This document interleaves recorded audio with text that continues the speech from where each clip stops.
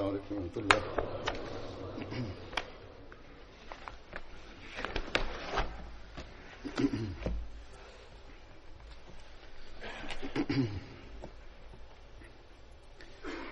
أشهد أن لا إله إلا الله وحده لا شريك له وأشهد أن محمدا عبده ورسوله أما بعد فأعوذ بالله من الشيطان الرجيم بسم الله الرحمن الرحيم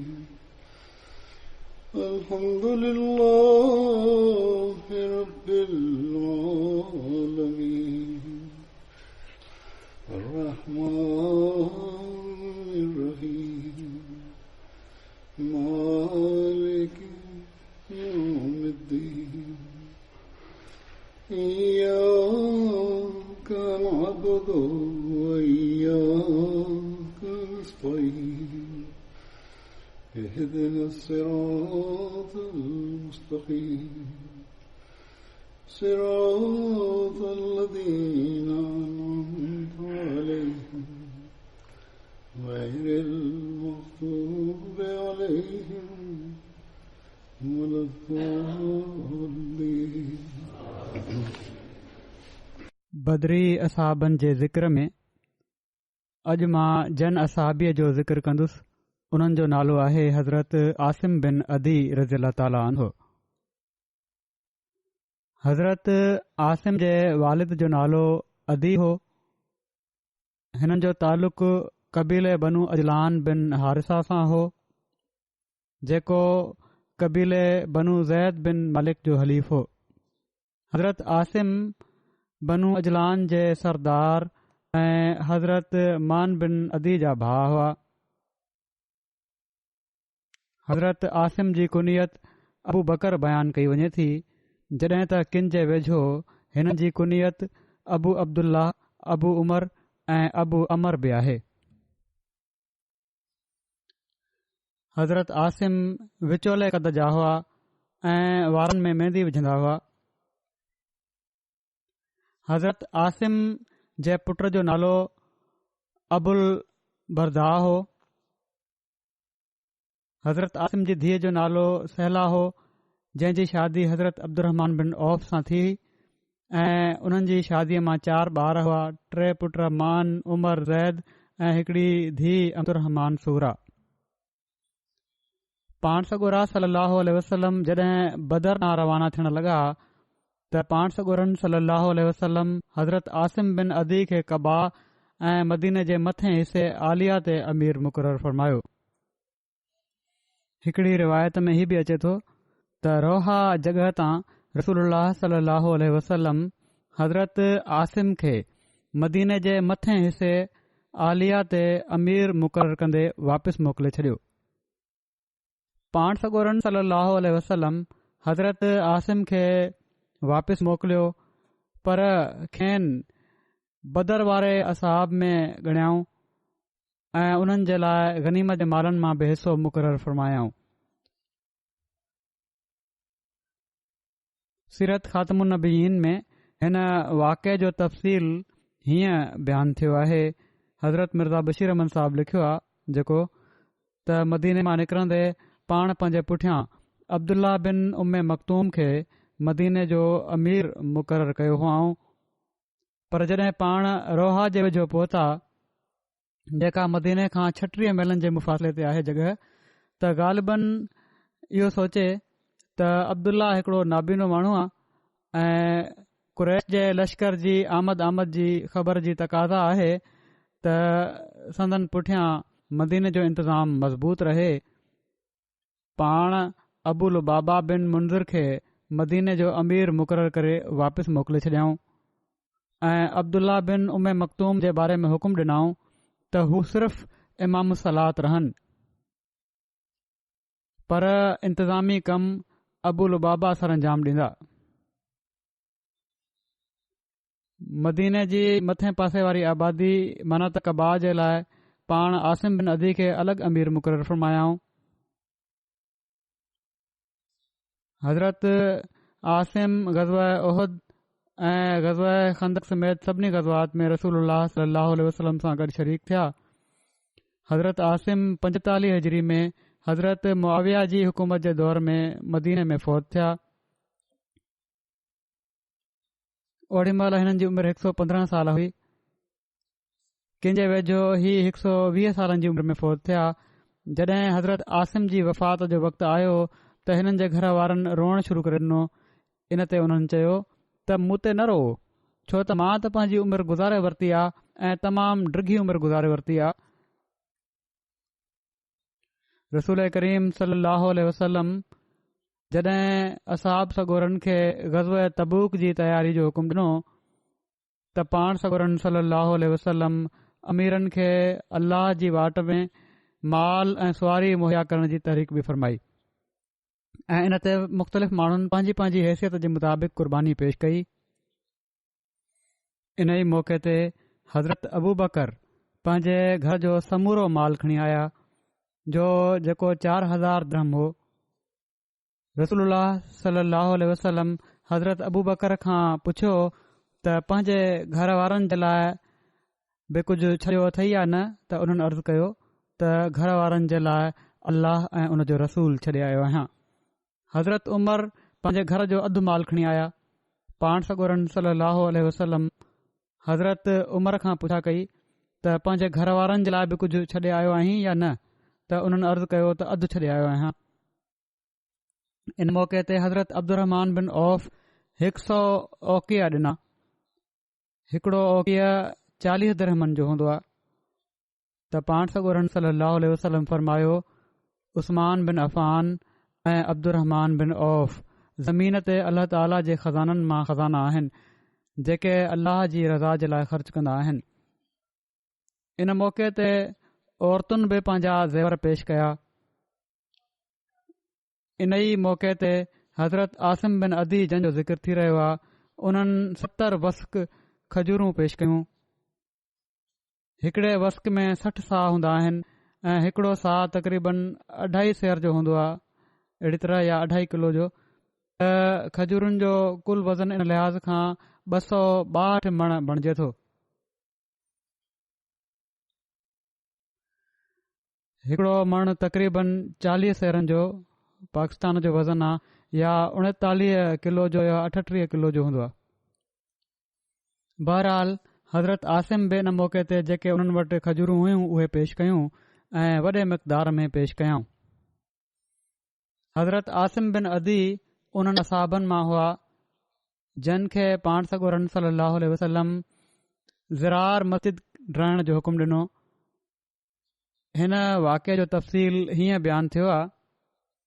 हज़रत इब्न अब्बास खां रिवायत आहे त बनू अमर बिन औफ़ कुबा मस्जिद ठाही ऐं पाण सगोरन सल्लल्लाहु अलैहि वसल्लम ॾांहुं पैगाम मोकिलियाऊं त पाण सगोरा सल्लल्लाहु अलैहि वसल्लम अचनि ऐं उन में निमाज़ पढ़नि।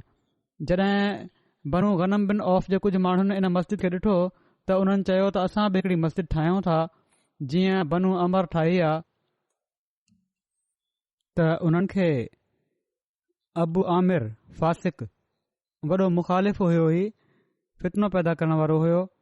उन चयो तव्हां बि हिकिड़ी मस्जिद ठाहियो ऐं वधि में वधि उन में हथियार बि गॾु कयो। उन जी नियत हीअ हुई त इन खे फितने जो मर्कज़ बणायो वञे। चवण लॻो त मां रोम जे बादशाह कैसर वटि वञा पियो थो ऐं उतां हिकिड़ो रोमी लश्कर आणींदुसि। पोइ मोहम्मद सल्लल्लाहु अलैहि वसल्लम ऐं उन जे साथियुनि खे हितां कढी छॾींदुसि। जॾहिं मस्जिद मुकमिल थी वई त उहे पाण सगोरन सल्लल्लाहु अलैहि वसल्लम जी ख़िदमत में हाज़िर थिया उन्हनि जा माण्हू ऐं चयाऊं असां मस्जिद बीमारनि ऐं माज़ूरनि जी सहूलियत जे लाइ ठाही आहे, छो त उहे घणो परे निमाज़ पढ़ण लाइ नथा वञी सघनि ऐं साण ई हुज़ूर खे हीअ बि दरख़्वास्त कयाऊं त हिन मस्जिद में निमाज़ पढ़ाइण जे लाइ अचो। पाण सगोरन सल्लल्लाहु अलैहि वसल्लम फरमायो त मां हिन वक़्तु सफ़र जी तयारी में मसरूफ़ आहियां। सफ़र ते वञी रहिया हुआ। इनशा अल्लाह जॾहिं असां वापसि ईंदासीं त मां नमाज़ पढ़ाईंदुसि। ग़ज़वा तबूक जो सफ़र हुयो ही ग़ज़वा तबूक खां वापसी ते नबी करीम सल्लल्लाहु अलैहि वसल्लम मदीने खां थोरे मुफ़ासिले ते हिकड़ी ज़ी ओन जॻह आहे। उन जे मदीने जे विच में हिकड़े कलाक जो मुफ़ासिलो आहे। उते क़याम फरमायाऊं त खेनि ज़रार मस्जिद जे बारे में हीअ वही नाज़िल थी जंहिं जो क़ुर शरीफ़ में ज़िक्र आहे सूरत तौबा में त वल्लज़ीन इत्तख़ज़ू मस्जिदन ज़िरारम व कुफ़रम व तफ़रीक़म बैनल मोमिनीन व इरसादल लिमन हारबल्लाह व रसूलहु मिन क़ब्ल वला यहलिफुन्ना इन अरदना इल्लल हुस्ना वल्लाहु यशहदु इन्नहुम लकाज़िबून।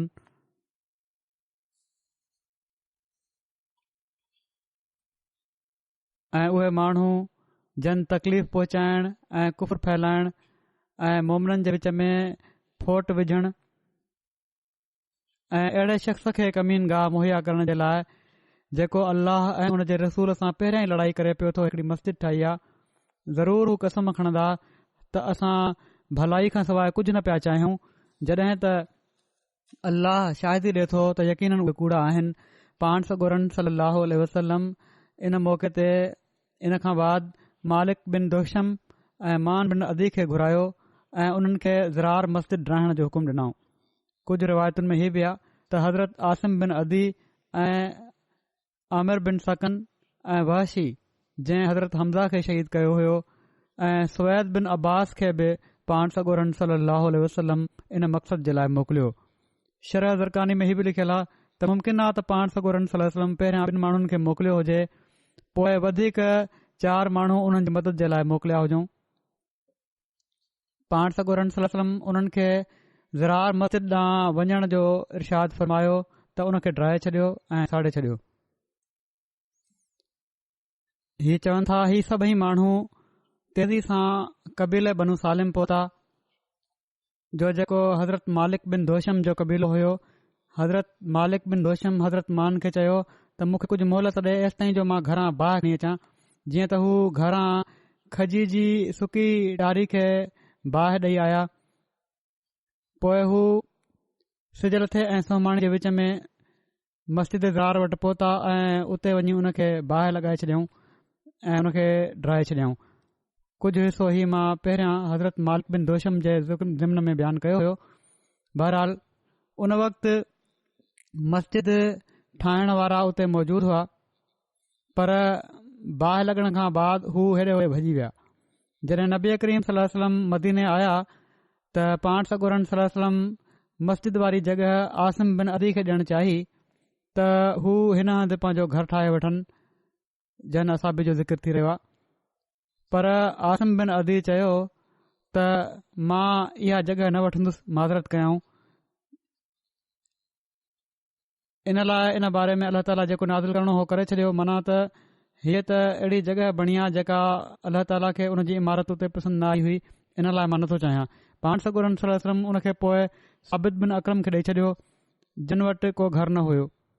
हा, आसिम बिन अदी चयो त मूं वटि घर बि आहे ऐं मूंखे इनकबाज़ बि थी रहियो आहे, माज़रत चाहियां थो। बहितर हीअ आहे त इन खे साबित बिन अकरम खे ॾेई छॾियो ऐं सबबु हीअ आहे त उन्हनि वटि घर कोन्हे, उहे हिते पंहिंजो घर ठाहे वठंदा।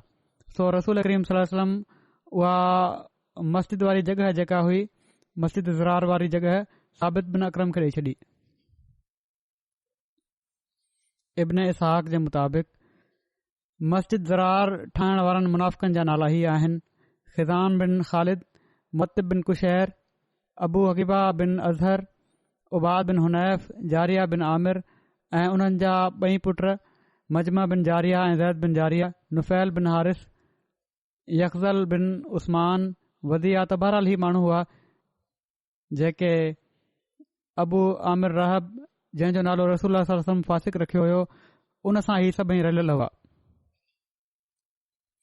हज़रत मसीह मऊद अलैहिस्सलाम बि हिकु दफ़ो दिल्ली जे सफ़र ते जॾहिं विया त दिल्ली जी जामिया मस्जिद ॾिसी फरमायाऊं तमामु सुहिणी मस्जिद आहे, पर फरमायाऊं त मस्जिदुनि जी असुल ज़ीनत इमारतुनि सां न आहे ऐं पर उन्हनि निमाज़िन सां आहे जेके इख़लास सां निमाज़ पढ़ंदा आहिनि। फरमायाऊं त न त ही सभई मस्जिदूं वीरान पयूं आहिनि, उन ज़माने में केतिरियूं ई मस्जिदूं हुयूं, वीरान हुयूं। रसूलुल्लाह सल्लल्लाहु अलैहि वसल्लम जी मस्जिद नंढड़ी हुई। पाण फरमायाऊं खजी जे फलनि सां उन जी छित ठाही वई हुई शुरू में, ऐं मींहं महिल छित मां पाणी वहंदो हुयो। फरमायाऊं त मस्जिद जी रौनक त निमाज़नि सां आहे। पाण सॻोरन सलाहु वसलम जे वक़्त में दुनियादारनि बि हिकड़ी मस्जिद ठहिराई हुई। उहा ख़ुदा ताला जे हुकम सां रसी वई ऐं उन जो नालो ज़ार मस्जिद हुयो, माना त नुक़सान रसाईंदड़। इन मस्जिद जी ज़मीन खाक में मिलाई वई ऐं मस्जिदुनि जे वास्ते हुकुम आहे। पाण फरमायाऊं त मस्जिदुनि जे वास्ते ही हुकुमात तकवा जे लाइ ठाहियूं वञनि। सो ही आहे असुल हक़ीक़त मस्जिद जी। अॼुकल्ह मुस्लमाननि जे हिकड़े तबिके जो मस्जिदुनि जी आबादी ॾांहुं बि रुझान थियो आहे ऐं अजीब ॻाल्हि हीअ आहे त हीउ रुझान बि हज़रत मसीह मऊद अलैहिस्सलाम जी बहसत खां पोइ थियो आहे। जेकॾहिं कुझु मौक़ो पैदा थियो आहे, ज़रूरत पैदा थी आहे त या इबादत ॾांहुं तवजो थी आहे या ज़ाहिरी इबादत ॾांहुं तवजो थी आहे त हीउ बि संदन दावा खां पोइ ई आहे ऐं तमामु सुहिणियूं मस्जिदूं बि ठाहिनि था। पर बावजूद इन जे वॾे ध्यान सां मस्जिदूं ठाहींदा आहिनि, उन्हनि जी आबादी ॾांहुं बि किन माण्हुनि तवजो कई आहे ऐं अॼुकल्ह ख़ासि तौर ते पाकिस्तान वग़ैरह में। पर तकवा खां ही मस्जिदूं ख़ाली आहिनि। अल्लाह ताला ज़रार मस्जिद लाइ जेको हुकुम फरमायो हुयो उन खे ड्राइण जो, उन खां अॻिन आयतुनि में हीअ बि तमामु वाज़े फरमायो हुआईं त मस्जिद उहा ई असुल आहे जंहिं जो बुनियाद तकवा ते हुजे।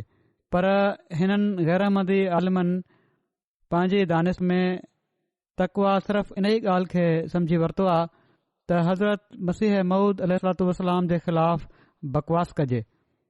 मस्जिदुनि में बीही किनी ऐं ग़लीज़ ज़बान इस्तेमालु कई वञे हुज़ूर जे बारे में, जमायत खे गारियूं ॾिनियूं वञनि ऐं पोइ सिर्फ़ इहो ई नाहे ऐं पर रोज़ ही वाक़िया थींदा आहिनि त हिननि मस्जिदुनि जी इमामत ऐं फ़िरक़नि जे इख़्तिलाफ़ जे करे पाण में बि हिननि जो गार गंद हलंदो रहंदो आहे। हाणे त वायरल थींदा रहंदा आहिनि अक्सर वाक़िया त मस्जिदुनि में दंगो फसाद थी रहियो आहे या गारियूं ॾिनियूं पयूं थियूं वञनि हिक ॿिए खे। सो ही सभई ॻाल्हियूं ॿुधाइनि थियूं त हिननि में तकवा जी कमी आहे ऐं हिननि जी मस्जिदुनि में मस्जिद जो असुल जेको हक़ आहे उहो अदा नथो पियो थिए ऐं हिननि जा अमल जेके आहिनि इन्हनि मां असां अहमदिन खे बि सबक़ वठणु घुर्जे। सो ऐं असांखे हीअ कोशिश करणु घुर्जे त असां जूं मस्जिदूं तकवा जे बुनियाद ते हुजनि। असां तकवा खे साम्हूं रखंदे हिननि मस्जिदुनि खे आबाद करण जे लाइ अचूं। सो इहा ई असुल हक़ीक़त आहे। जेकॾहिं हीअ क़ाइमु रहंदी ऐं जेसि ताईं क़ाइमु रहंदी उन वक़्त ताईं इनशा अल्लाह ताला जे फज़लनि जा बि वारिस बणजंदा रहंदासीं। हज़रत ख़लीफ़ा अव्वल रज़ीअल्लाहु ताला अन्हु फ़रमाइनि था इन बारे में त लिमन हारब अल्लाह, इन जी तशरीह फ़रमाइनि था त ही अबू अमर ॾांहुं इशारो आहे जेको ईसाई हुयो। उन जे मकरनि मां हिकिड़ो मकर ही बि हुयो त रसूलुल्लाह सल्लल्लाहु अलैहि वसल्लम इन मस्जिद में नमाज़ पढ़ी वठनि, पोइ कुझु मुस्लमान हेॾे बि अची वेंदा ऐं अहिड़ी तरह मुस्लमाननि जी जमायत टोड़े वठंदुसि मां। हिन अबू आमिर पंहिंजो हिकिड़ो रोया बि मशहूर करे रखियो हुयो त मूं ॾिठो आहे त नबी करीम सलाहु वसलम वहीदन तरीदन शरीदन त धिकारियल नौज़बिल्ला तन तनहा फ़ौत थींदा। नबी करीम सलाहु वसलम उन जी हीअ ॻाल्हि ॿुधी फ़रमायो हुयो त ख़्वाब सचो आहे। सही थो चए ही असल में ॻाल्हि हीअ आहे त इन लाइ सचो आहे जो उन पंहिंजी ही हालत ॾिठी आहे। जीअं त ईअं ई थियो, नालो न वठण में पाण नालो न वरिताऊं ऐं इन जे बाबति लिखनि था त ही नालो न वठण में असल में हीअ बलागत हुई त अॻिते बि जेकॾहिं को ईअं कंदो त उन जो बि इहो ई अंजाम थींदो। ऐं असां ॾिसूं था पोइ त अॼु बि अहिड़ा ई दुश्मननि जा अंजाम थींदा पिया था अचनि। ॿिया असाबी जंहिंजो ज़िक्र आहे उन्हनि जो नालो आहे हज़रत अमर बिन औफ। हज़रत अमर जो नालो उमेर बि मिले थो ऐं वालिद जो नालो औफ़ हुयो। हज़रत अमर जी कुनियत अबू अमर हुई। हिननि जी पैदाइश मके में थी ऐं इब्न साद जे मुताबिक़ ही यमन जा हुआ, माना त यमन जा रहण वारा हुआ। सीरत जे मौरखनि ऐं सीरत निगारनि ऐं मुहदसनि हिननि असाबी जे नाले जे बारे में मुख़्तलिफ़ राया ॾिना आहिनि ऐं हिननि जे बारे में तमामु घणो मुंझारो मिले थो। जीअं त इमाम बुख़ारी, इब्न इसहाक़, इब्न साद, अलामा इब्न अब्दुल बर, अलामा इब्न असीर जज़री वग़ैरह हिननि जो नालो अमर बयानु कयो आहे, जॾहिं त इब्न हशाम, मूसा बिन अक़बा, अबू माशर, मोहम्मद उमर वाक़दी वग़ैरह हिननि जो नालो उमेर बयानु कयो आहे। अलामा बदरुद्दीन ऐनी ऐं अलामा इब्न हजर अस्कलानी ही ॿई बि सही बुख़ारी जा शारह आहिनि। उन जी तशरीह लिखी अथनि। उन्हनि जे मुताबिक़ अमर बिन औफ़ ऐं उमेर बिन औफ़ ॿई हिकु शख़्स जा नाला आहिनि। इमाम बुख़ारी जे मुताबिक़ हज़रत अमर बिन औफ़ अंसारी कुरैश जे कबीले बनु आमिर बिन लुई जा हलीफ़ हुआ, जॾहिं त इब्न हशाम ऐं इब्न साद हिननि खे कुरैश जे ख़ानदान बनु आमिर बिन लुई मां क़रार ॾिनो आहे। अलामा बदरुद्दीन ऐनी बुख़ारी जा शारह जेके आहिनि उन्हनि इन खे हिन तरह इन सां मिलायो आहे पाण में ॿिन्ही मुख़्तलिफ़ बयाननि खे, त चवनि था त हक़ीक़त में हज़रत अमर बिन औफ़ अंसार जे कबीले औस या ख़ज़रज मां हुआ ऐं उन्हनि मके वञी क़याम कयो हुयो ऐं किन माण्हुनि जा उते हलीफ़ थिया हुआ ऐं इन एतबार खां हू अंसारी बि थिया ऐं मुहाजिर बि थिया। हज़रत अमर बिन औफ़ क़दीमी इस्लाम क़बूल करण वारनि मां हुआ। हज़रत अमर बिन औफ़ मके मां मदीने हिजरत महल कबा में हज़रत कलसूम बिन अल हदम वटि क़याम कयो। हज़रत अमर बिन औफ़ ग़ज़वा बद्र, ग़ज़वा उहद, ग़ज़वा खंदक ऐं इन खां अलावा ॿियनि सभिनी ग़ज़वात में पाण सॻोरनि सलम सां गॾु शरीक थिया। हज़रत अमर बिन औफ़ जी वफ़ात हज़रत उमर जी ख़िलाफ़त जे दौर में थी ऐं हिननि जी जनाज़े जी नमाज़ हज़रत उमर पढ़ाई। अगला साहबी जंहिंजो ज़िक्र आहे उन्हनि जो नालो आहे हज़रत मान बिन अदी। हज़रत मान अंसार जे कबीले बनु अमर बिन औफ़ जा हलीफ़ हुआ। हज़रत मान हज़रत आसिम बिन अदी जा भाउ हुआ। पहिरियां उन्हनि जो ज़िक्र थी चुको आहे इन हवाले सां। हज़रत मान 70 अंसार सां गॾु बैत अक़बा में शामिल थिया। हज़रत मान इस्लाम क़बूलण खां अॻु अरबी में किताबत ॼाणंदा हुआ, जॾहिं त ओड़ी महिल अरब में किताबत तमामु घटि हुई, लिखणु ॼाणंदा हुआ।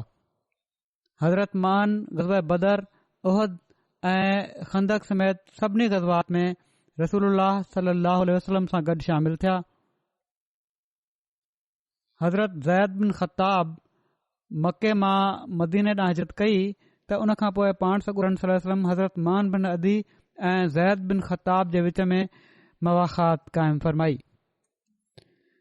हज़रत उमर बयानु कनि था त जॾहिं नबी करीम सल्लल्लाहु अलैहि वसल्लम फ़ौत थिया त मां हज़रत अबू बकर खे चयो त तव्हां असांजे भाइरनि अंसार वटि असां सां गॾु हलो। जीअं त असीं वियासीं ऐं उन्हनि मां 2 नेक माण्हू असां सां मिलिया जेके बदर में शरीक थिया हुआ। मां उर्वा बिन ज़ुबैर वटि बयानु कयो त उन्हनि चयो त उहे हज़रत उवैम बिन साइदा ऐं हज़रत मान बिन अदी हुआ। रावी अॻिते जेको लिखियो आहे हज़रत उमर जी जेका रिवायत हाणे बयानु थी आहे उन जा वधीक तफ़सील बुख़ारी जी हिकड़ी ॿी रिवायत में बि दर्ज आहिनि, जंहिं जो कुझु हिसो मां पेश कयां थो। हज़रत इब्न अब्बास बयानु कनि था त मां मुहाजिरनि मां केतिरनि ई माण्हुनि खे क़ुर पढ़ाईंदो हुउसि। उन्हनि मां अब्दुर रहमान बिन औफ़ बि हुआ। हिकु भेरे मां उन्हनि जे उन घर में हुउसि जेको मिना में आहे ऐं हू उमर बिन ख़ताब वटि वियल हुआ। हीउ वाक़ियो उन आख़िरी हज जो आहे जेको हज़रत उमर कयो हो। जॾहिं अब्दुरहमान मूं वटि वापसि मोटी आया, अब्दुरहमान बिन औफ़ वापसि मोटी आया त उन्हनि चयो त काश तूं बि उन शख़्स खे ॾिसे हा जेको अॼु अमीरुल मोमिनीन वटि आयो हो ऐं चवण लॻो त ए अमीरुल मोमिनीन, छा तव्हां खे फलाणे हुकुम जे बारे में ख़बर पई आहे जंहिं में हीउ आहे त जेकॾहिं उमर विया त मां फलाणे जी बैत कंदुसि। माना त पहिरियां ई ॿुधाए पियो थो उमर जी ख़िलाफ़त जे वक़्त में त तव्हां खां पोइ मां फलाणे जी बैत कंदुसि। ऐं पोइ उन चयो त अबू बकर जी बैत अलाह जो कसम ईअं ई अफ़रा तफ़री में थी वई हुई। पोइ हीउ न त अॻिली जो इज़हार करे छॾियईं ऐं पर हीउ बि इज़हार करे छॾियईं त हज़रत अबू बकर रज़ी अल्लाह ताला जी बैत नज़बिल्ला अफ़रा तफ़री में ग़लती सां थी वई हुई ऐं अहिड़ी तरह उहो उन्हनि जी ख़िलाफ़त जो मक़ाम उन्हनि खे मिलियो। हीउ ॿुधी हज़रत उमर खे ॾुख थियो। पोइ उन्हनि चयो जेकॾहिं अल्लाह चाहियो त मां अॼु शाम माण्हुनि में बीहंदुसि ऐं उन्हनि खे उन्हनि माण्हुनि खां होशियारु कंदुसि जेके हिननि जे मामलनि खे ज़ोरी पंहिंजे हथ में वठणु चाहिनि था। अब्दुरहमान चवनि था त मूं चयो त अमीरुल मोमिनीन ईअं न कजो, छो त हज में आमी माण्हू ऐं ओबाश बि आयल हूंदा आहिनि, गॾु थी वेंदा आहिनि त जॾहिं तव्हां माण्हुनि में बीहंदव त इहे ई माण्हू ज़बरदस्ती तव्हां जे वेझो थी वेंदा, गॾु थी वेंदा ऐं मां डिॼां थो त किथे तव्हां बि अहिड़ी ॻाल्हि न चई छॾियो जो हर ॻाल्हि हुलाइण वारो तव्हां जे बारे में छा जो छा न हुलाए छॾे ऐं पंहिंजे तरफ़ां ॻाल्हियूं घड़े कुझु ॿियो ई न मशहूरु करे छॾे ऐं माण्हू उन खे न सम्झनि ऐं न ई मुनासिब मौक़े ते उन खे चस्पा कनि, सम्झ बि न अचे ऐं पोइ सही मौक़े ते उन खे चस्पा बि न कनि, उन जी वज़ाहत बि न थी सघे। पोइ उन्हनि सलाह ॾिनी हज़रत उमर खे त तव्हां मदीने पहुचण ताईं इंतज़ारु कयो। हज जा ॾींहं हुआ, मदीने पहुचंदो छो त उहा हिजरत ऐं सुनत जी जॻह। उते छा थींदो त अकुलमंद ऐं शरीफ़ माण्हुनि खे अलॻि वठी वञी तव्हां खे जेको चवणो हुजे उन्हनि खे आराम सां चओ ऐं चयाऊं त मूं चयो त इल्म वारा तव्हां जी ॻाल्हि सम्झंदा ऐं मुनासिब मौक़े ते उन खे चस्पा बि कंदा, पंहिंजूं पंहिंजूं तशरीहूं न करण लॻी पवंदा। पोइ हज़रत उमर चयो त ठीकु आहे, अच्छा ठीकु आहे, अल्लाह जो कसम इनशा पहिरियों भेरो जॾहिं मां मदीने में ख़ुतबे जे लाइ बीहंदुसि त हीअ ॻाल्हि बयानु कंदुसि। पोइ मां उते वेंदे ई इब्न अब्बास चवनि था त असां मदीने ज़ुल्हज जे आख़िर में पहुतासीं ऐं जॾहिं जुमे जो ॾींहुं थियो त जीअं ई सिजु लड़ियो असां तकड़ में मस्जिद में हलिया आयासीं। जुमे जो टाइम थियो, उते पहुची मां सईद बिन ज़ैद खे मिंबर जे भरिसां वेठे ॾिठुमि त मां बि उन्हनि जे भरिसां वेहुसि। मुंहिंजो गोॾो उन जे गोॾे सां पियो लॻे। हाणे हीउ पूरो तफ़सील बयानु कनि पिया था। अञा थोरी देरि थी हुई जो हज़रत उमर बिन ख़ताब आया। जॾहिं मां उन्हनि खे साम्हूं खां ईंदे ॾिठो त मां सईद बिन ज़ैद खे चयो त अॼु हू अहिड़ी ॻाल्हि चवंदा जेका हू जॾहिं खां जो ख़लीफ़ा थिया आहिनि नाहे चई। उन्हनि मुंहिंजी ॻाल्हि खे अजीब सम्झो, जेको उन्हनि जे भरिसां वेठो हो असां बि उन्हनि अजीब सम्झो ऐं चवणु लॻा मूंखे त उमीद नाहे त हू अहिड़ी ॻाल्हि चवनि जेका उन्हनि अॼु खां पहिरियां कॾहिं नाहे चई। हज़रत उमर मेंबर ते वेही रहिया। जॾहिं अज़ान ॾियण वारो ख़ामोश थी वियो, हू उथी बीठा ऐं अल्लाह जी उहा तारीफ़ कयाऊं जंहिंजो हू अहल आहे। पोइ चयाऊं त अम्माबाद, मां तव्हां खे हिकड़ी अहिड़ी ॻाल्हि चवण लॻो आहियां जो मुंहिंजे लाइ मुक़ररु हुयो त मां उहा चवां। मूंखे नाहे ख़बर त शायदि हीअ ॻाल्हि मुंहिंजे मौत जे वेझो जी हुजे। इन लाइ जंहिं इन ॻाल्हि खे सम्झो ऐं चङी तरह यादि रखियो त जेसि ताईं बि उन जी ॾाची उन खे पहुचाए छॾे हू उन खे बयानु करे। माना त इन खे जेसि ताईं तव्हां पहुचाए सघो था इन्हनि ॻाल्हियुनि खे ॿियनि ताईं सही रंग में उन्हनि खे पहुचाइजो। ऐं जंहिंखे हीउ डपु हुजे त उन इन खे नाहे सम्झो त मां कंहिं लाइ बि जाइज़ नथो रखां त हू मुंहिंजे बारे में कूड़ चवे, ग़लति ॻाल्हि न पहुचाइजो। पोइ पाण फरमायाऊं त अल्लाह मोहम्मद सलाहु वसलम खे सचाईअ सां मोकिलियो आहे ऐं मथनि शरीयत जा हुकुम नाज़ कया अथई। पोइ कुझु हुकमनि जो बि ज़िक्र कयाऊं। हिकिड़ो डिघो हदीस आहे हीअ, उनखे मां छॾियां थो। पोइ पाण फरमायाऊं त ॿुधो, पोइ रसूलुल्लाह सलाहु वसलम हीउ बि फरमायो हुयो त वधाए सधाए मुंहिंजी तारीफ़ न कयो, जहिड़ो क ईसा बिन मरियम जी तारीफ़ में वधा कयो वियो। ऐं तव्हां हीउ चओ त हू अल्लाह जो बानो फरमायाऊं। पाण सॻुरनि सलम फरमायो हुयो त हीउ चवंदा कयो त मुंहिंजे बारे में त हू अल्लाह जो बानो ऐं हुन जो रसूल आहे। पोइ हज़रत उमर चयो त मूं ताईं हीअ ख़बर पहुती आहे त तव्हां मां को चवण वारो ई थो चए। इन ॻाल्हि खे बयानु कयाऊं त हज़रत अबू बकर खे त ख़िलाफ़त ईअं मिली वई हुई। पाण फरमायाऊं त अल्लाह जो कसम, जेकॾहिं उमर मरी वियो, तव्हां हीउ चयो आहे उन शख़्स अबू बकर जे बारे में बि चयो अथई, पोइ मुंहिंजे बारे में बि चयो अथई त अल्लाह जो कसम, जेकॾहिं उमर मरी वियो त मां फलाणे जी बैत कंदुसि। पाण फरमायाऊं त इन लाइ को शख़्स दोखे में रही ही न चए। पोइ पाण ॻाल्हि खे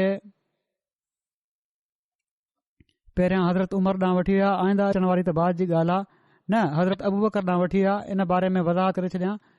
पाण फरमायाऊं त को शख़्स दोखे में रही ही न चए त अबू बकर जी बैत ईअं ई अफ़रा तफ़री में ग़लती में थी वई हुई ऐं उन जो बंदोबस्तु थी वियो ऐं अहिड़ी तरह पाण ख़लीफ़ा बणिजी विया। ॿुधो ही सही आहे त उहा बैत ईअं ई थी हुई, पर अल्लाह ताला इन अफ़रा तफ़री जी बैत जे शर खां बचाए रखियो। उहा अफ़रा तफ़री में बि हुई, सही आहे, अहिड़ो मौक़ो आयो हुयो, पर उन जे शर खां अल्लाह ताला बचायो। ऐं तव्हां में अबू बकर जहिड़ो को कोन्हे जो जंहिं वटि उठनि ते सुवार थी माण्हू अचनि। माना त अहिड़ो आलिम बाअमल ऐं मुख़लिस ऐं तकवा जे मयार ते पहुतल ॿियो को शख़्स न हो। पोइ अॻिते कुझु तफ़सील आहे इन जो बयानु थियल बाक़ी ॻाल्हियुनि जो। पोइ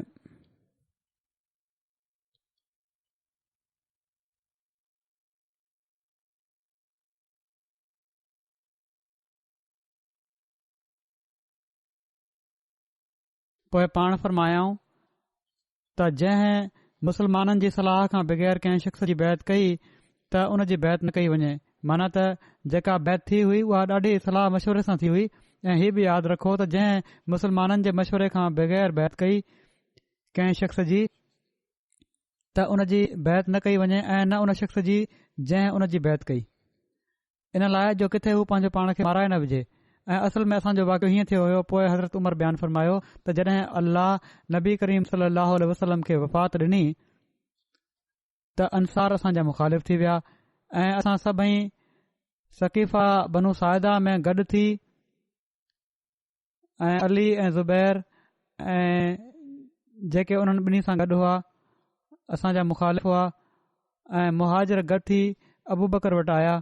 मां अबू बकर खे चयो त अबू बकर अचो, असां पंहिंजे हिननि अंसार भाइरनि वटि हलूं। असां उन्हनि जो किसो बयानु कंदे हलियासीं, उहे ई ॻाल्हियूं कंदे वञूं पिया त हू कहिड़ियूं ॻाल्हियूं करे रहिया आहिनि। जॾहिं असां उन्हनि जे वेझो पहुतासीं त उन्हनि मां 2 नेक मर्द असां सां मिलिया ऐं पहिरीं रिवायत जेका मूं बयानु कई हुई उन जे मुताबिक़ उहे जेके 2 नेक मर्द हुआ उन्हनि मां हिकिड़ा हज़रत मान बिन अदी हुआ। बहरहाल पाण फरमाइनि था ऐं जंहिं सलाह ते उहे माण्हू माना त अंसार जेके हुआ बिल इतफ़ाक़ राज़ी हुआ। हिननि ॿिन्ही जेके असां सां मिलिया रस्ते में उन्हनि जो ज़िक्र कयाऊं ऐं उन्हनि चयो त ए मुहाजिरनि जी जमायत, तव्हां काॾे वञणु चाहियो था? असां चयोसीं असां उन्हनि अंसारी भाइनि सां मिलणु चाहियूं था।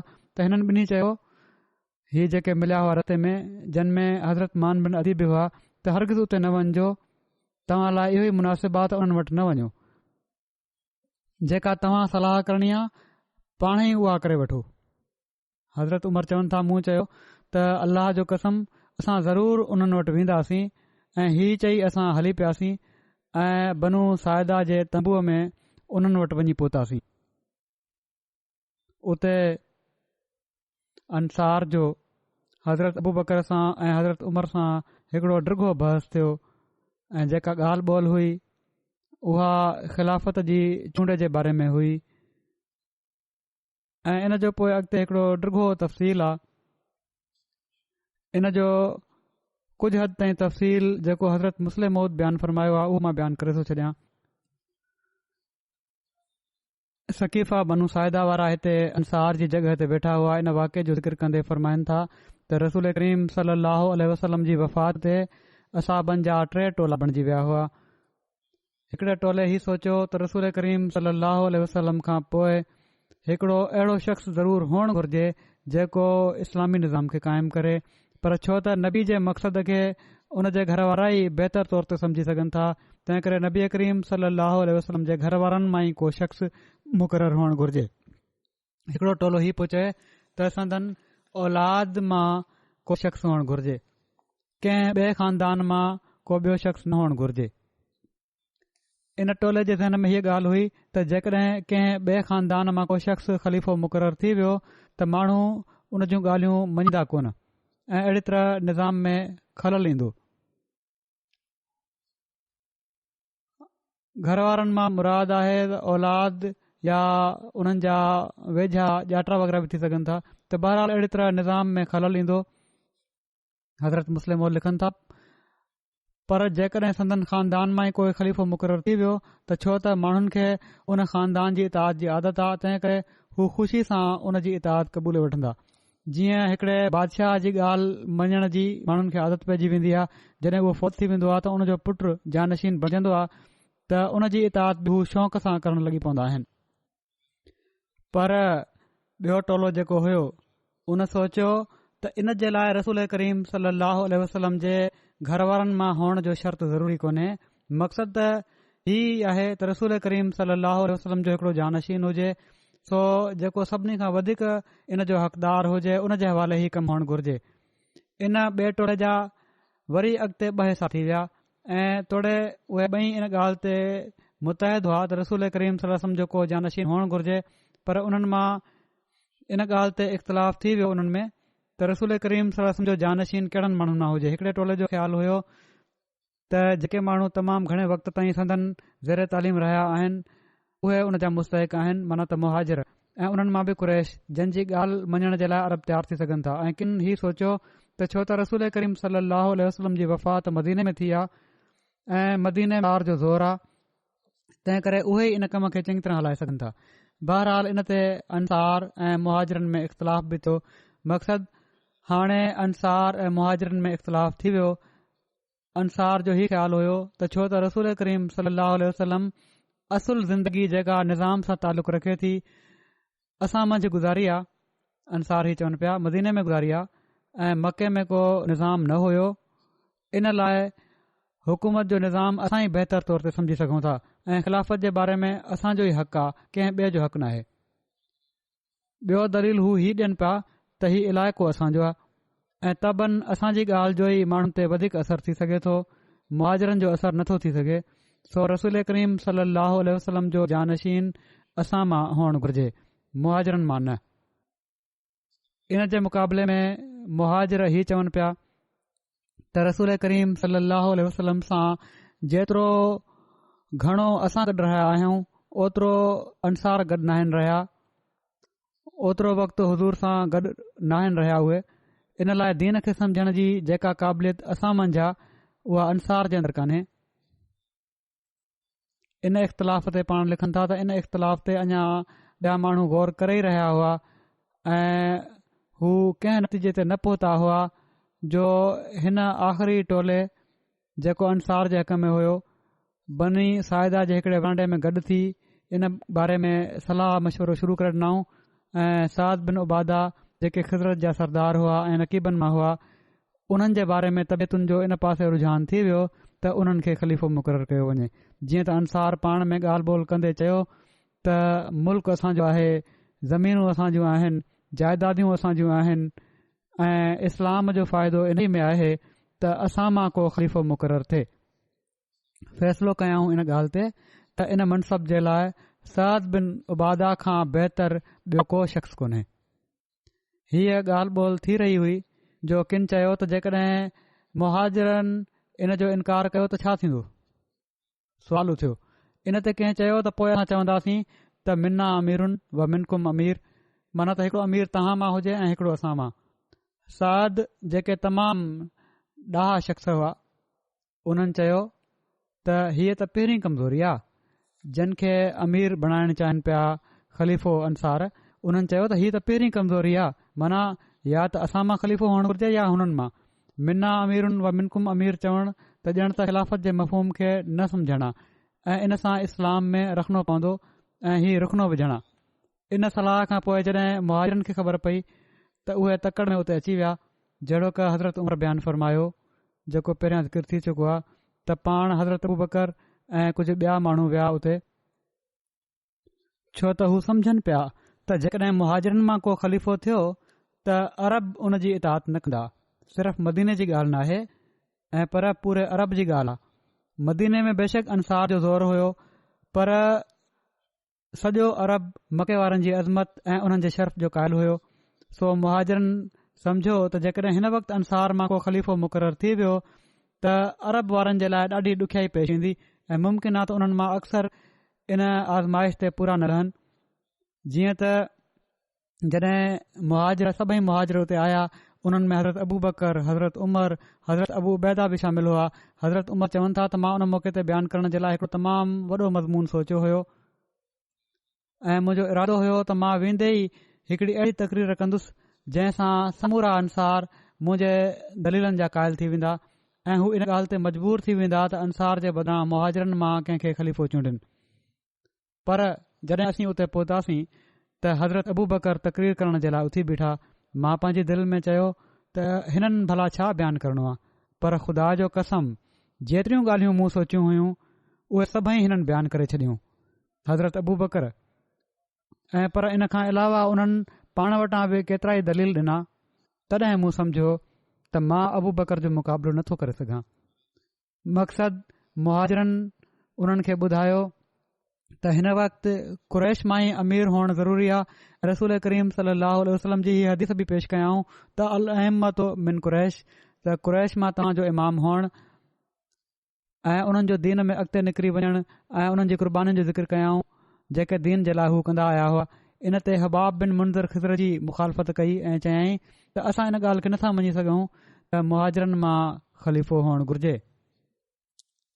हा, जेकॾहिं तव्हां माण्हू कहिड़ी तरह बि नथा मञो ऐं तव्हां खे इन ते ॾाढो इसरार आहे त पोइ इहो ई आहे त हिकिड़ो अमीर तव्हां मां थी वञे, हिकिड़ो असां मां। इन ते अमल कयो वञे। हिकिड़ो ख़लीफ़ो असां मां हुजे ऐं हिकिड़ो तव्हां मां। हज़रत उमर फरमायो त सोचे सम्झे ॻाल्हाए, तोखे ख़बर नाहे त रसूल करीम सलाहु वसलम फरमायो हुयो त हिकु वक़्त में ॿिनि अमीरनि जो हुअणु जाइज़ नाहे। इन मां ख़बर पए थी, हज़रत मुस्लिम लिखनि था त इन मां ख़बर पए थी त हदीसूं त अहिड़ियूं मौजूदु हुयूं जिन में रसूल करीम सलाहु वसलम ख़िलाफ़त जे निज़ाम जी तशरीह जिन में थियल हुई, पर संदन ज़िंदगी में असाबनि जो ज़हन ओॾां मुंतक़िल न थियो ऐं इन जो सबबु उहा ई खुदाई हिकमत हुई जंहिं जो ज़िक्र हज़रत मुस्लिम मऊद पंहिंजे इन जेको बयानु कनि पिया था इन जे पहिरें तसलसुल में बयानु करे चुका आहिनि। बहरहाल चवनि था त सो तव्हां जो ई मुतालबो, हज़रत उमर चयो त तव्हां जो ई मुतालबो त हिकिड़ो अमीर तव्हां मां हुजे ऐं हिकिड़ो असां मां अकुली ऐं शरई तौर ते कहिड़ी तरह बि जाइज़ नाहे। पोइ हज़रत अबू बकर जी चूंड कहिड़ी तरह थी। कुझु बहस मुबाहिसे खां पोइ हज़रत अबू उबैदा उथी बीठा ऐं उन्हनि अंसार खे तवजो ॾियारी त तव्हां पहिरीं क़ौम आहियो जन मके खां ॿाहिरि ईमान आंदो आहे। हाणे रसूल करीम सलाहु वसलम जी वफ़ात खां पोइ तव्हां पहिरीं क़ौम न बणिजो जन दीन जे मक़सद खे मटे छॾियो आहे। ऐं चवनि था त इन जो तबियतुनि ते अहिड़ो असरु थियो जो बशीर बिन साद ख़िज़र जी उथी बीठा ऐं उन्हनि पंहिंजी क़ौम खे चयो त ही माण्हू सही था चवनि। असां मोहम्मद सलाहु वसलम जी जेका ख़िदमत कई आहे ऐं संदन नुसरत ऐं ताईद कई आहे उहा दुनिया जे मक़सदनि सां न कई हुईसीं ऐं न इन लाइ कई हुईसीं त असां खे हुज़ूर खां पोइ हुकूमत मिले ऐं पर असां ख़ुदा ताला जे लाइ कई हुई। सो हक़ जो सुवाल नाहे त असांजो हक़ आहे त अमीर बणे या असां मां ख़लीफ़ो बणिजे ऐं पर सुवाल इस्लाम जी ज़रूरत जो आहे ऐं इन लिहाज़ खां मुहाजिरनि मां ई अमीर मुक़ररु हुअणु घुर्जे, छो त ही रसूल करीम सलाहु वसलम सां तमामु घणो गॾु रहिया आहिनि। इन ते कुझु देर ताईं अञा बहस थींदो रहियो, पर आख़िर अधु मुने कलाक खां पोइ माण्हुनि जी राय इन पासे थींदी वई त मुहाजिरनि मां कंहिंखे ख़लीफ़ो मुक़ररु करणु घुर्जे। जीअं त हज़रत अबू बकर, हज़रत उमर ऐं हज़रत अबू उबैदा खे इन मनसब जे लाइ पेश कयो। हज़रत अबू बकर ख़ुदि पेश कयो त या हज़रत उमर आहिनि या हज़रत अबू उबैदा आहिनि, उन्हनि ॿिन्ही मां कंहिंजी बैत करे वठणु घुर्जे। पर ॿिन्ही इनकार कयो ऐं चयाऊं त जंहिंखे रसूल करीम सलाहु वसलम पंहिंजी बीमारी जे ॾींहनि में निमाज़ जो इमाम बणायो हुयो ऐं जेको सभिनी मुहाजिरनि मां बहितर आहे, असां त उन जी बैत कंदासीं। जॾहिं हज़रत अबू बकर हज़रत उमर जो ऐं हज़रत अबू उबैदा जो नालो ख़िलाफ़त जे लाइ पेश कयो त इन ते हज़रत उमर ख़ुदि जेको बयानु कयो आहे, जेका ॻाल्हि पुठियां हलंदी पई थी अचे, त हज़रत उमर चवनि था त इन ॻाल्हि खां सवाइ जहिड़ो क उन्हनि चयो न त हीअ तमामु आला तक़रीर कई हज़रत अबू बकर, इन में ही ॻाल्हियूं बि बयानु थियूं।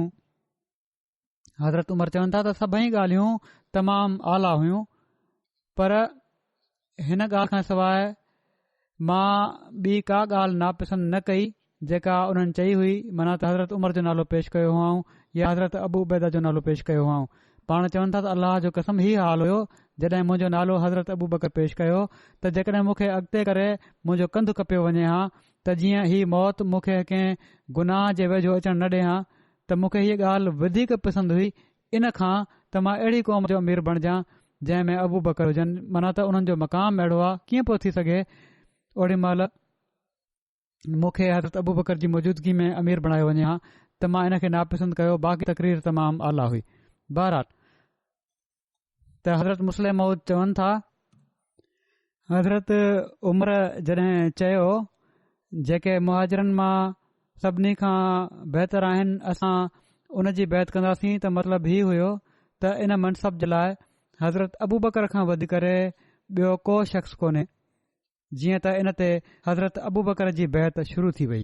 पहिरियां हज़रत उमर बैत कई, पोइ हज़रत अबू उबैदा बैत कई, पोइ बशीर बिन साद ख़िज़र जी बैत कई ऐं पोइ औस ऐं पोइ ख़िज़र जे ॿियनि माण्हुनि।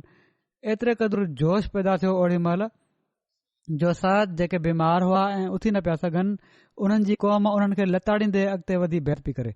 जीअं त थोरी देर में साद ऐं हज़रत अली खां सवाइ सभिनी बैत करे वरिती, एसि ताईं जो साद जे पंहिंजे पुट बि बैत करे वरिती। हज़रत अली कुझु ॾींहनि खां पोइ बैत कई। जीअं त किन रिवायतुनि में 3 ॾींहं अचनि था ऐं किन रिवायतुनि में हीउ ज़िक्र अचे थो त पाण 6 महीननि खां पोइ बैत कई हुआऊं। 6 महीननि वारी रिवायत में हीउ बि बयानु थियो आहे त हज़रत फ़ातिमा जी बीमारी जे करे उन्हनि जो ख़्यालु रखण में मसरूफ़ हुअण करे पाण हज़रत अबू बकर जी बैत न करे सघिया ऐं जॾहिं पाण बैत करण जे लाइ आया त पाण हीअ माज़रत बि कयाऊं त छो त फ़ातिमा बीमार हुई, इन लाइ मां बैत में मूंखे देरि थी वई। बहरहाल ओड़ी महिल सभिनी बैत कई। हज़रत उर्वा बिन ज़ुबैर बयानु कनि था त जेॾी महिल अल्लाह ताला रसूल करीम सलाहु वसलम खे वफ़ात ॾिनी त माण्हू पाण सगुरन सलाहु वसलम ते रुना ऐं उन्हनि चयो त अल्लाह जो कसम असां ही चाहियूं पिया त पाण सगुरन सलाहु वसलम खां पहिरियां मरी वञूं हा। असांखे डपु हुयो त पाण सगुरन सलम खां पोइ फितने में न पइजी वञूं। हज़रत मान जंहिंजो ज़िक्र थी रहियो आहे साहबी जो, उन्हनि चयो त अल्लाह जो कसम मां न पियो चाहियां। माण्हू त ही चई रहिया हुआ त असां पहिरियां मरी वञूं हा। हज़रत मान चयो न, मां ही न पियो चाहियां त मां पाण सगुरन सलम खां पहिरियां मरी वञा हा। छो? इन लाइ जो जेसि ताईं मां पाण सगुरन सलाहु वसलम जी वफ़ात खां पोइ बि पाण सगुरन सलम जी ओड़ी तरह तस्दीक न करे वठां जहिड़ो की पाण सगुरन सलम जी ज़िंदगी में पाण सगुरन सलम जी तस्दीक कई हुई। मूं जहिड़ी तरह मूं हुज़ूर खे मञियो हुयो नबी, अहिड़ी तरह इन ॻाल्हि जी तस्दीक बि न करे वठां वफ़ात खां पोइ त उहो ई निज़ाम जंहिंजी पेशिनगोई पाण फरमाई हुआऊं ख़िलाफ़त राशिदा जो, उहो जारी थी चुको आहे ऐं इन ई खे जारी रखणो आहे ऐं मुनाफ़िक़नि ऐं मुर्तदनि जे ॼार में नाहे फासणो। सो इहो ई उहो ईमान जो मयार आहे जंहिंखे हर अहमदी खे बि पंहिंजे अंदरि क़ाइमु करणु घुर्जे।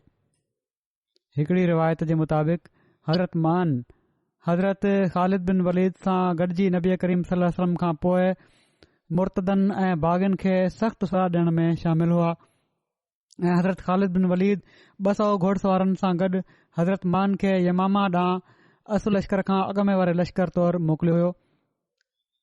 पाण सॻोरन सल्लल्लाहु अलैहि वसल्लम हज़रत मान जी हज़रत ज़ैद बिन ख़त्ताब सां मवाख़ात क़ाइमु फ़रमाई हुई। हिननि ॿिन्ही असाबिन हज़रत अबू बकर सिद्दीक़ जी ख़िलाफ़त जे दौर में यमामा वारी जंग में 12 हिजरी में शहादत माणी। अल्लाह ताला हर अहमदी खे बि नबूअत जे मक़ाम खे बि सुञाणण जी तौफ़ीक़ अता फ़रमाए ऐं ख़िलाफ़त सां वफ़ा ऐं इख़लास जो तालुक़ पैदा करण जी बि तौफ़ीक़ अता फ़रमाए।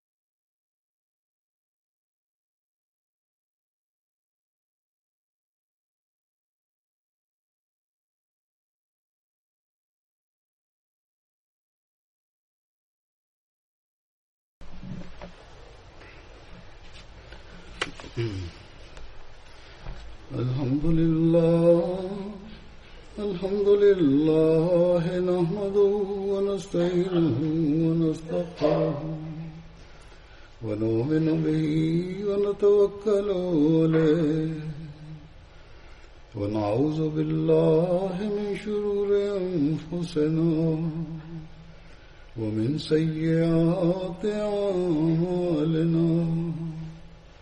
من يهده الله فلا مضل له ومن يضلل فلا هادي له ونشهد أن لا إله إلا الله ونشهد أن محمدا عبده ورسوله.